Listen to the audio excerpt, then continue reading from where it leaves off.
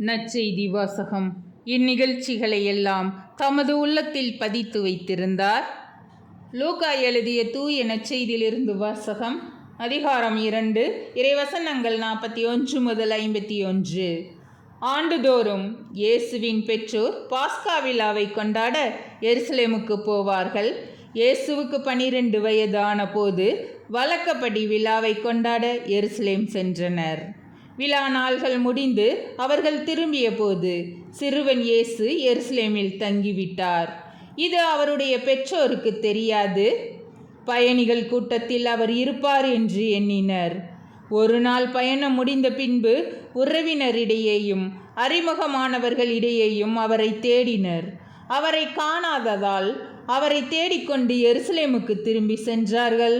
3 நாட்களுக்கு பின் அவரை கோவிலில் கண்டார்கள். அங்கே அவர் போதகர்கள் நடுவில் அமர்ந்து அவர்கள் சொல்வதை கேட்டுக்கொண்டும் அவர்களிடம் கேள்விகளை எழுப்பிக் கொண்டும் இருந்தார். அவற்றை கேட்ட அனைவரும் அவருடைய புரிந்து கொள்ளும் திறனையும் அவர் அளித்த பதில்களையும் கண்டு மலைத்து போயினர்.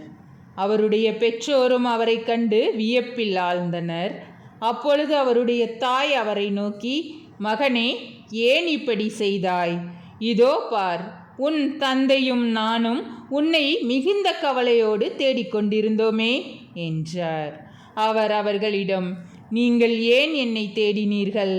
நான் என் தந்தையின் அலுவலில் ஈடுபட்டிருக்க வேண்டும் என்பது உங்களுக்கு தெரியாதா?"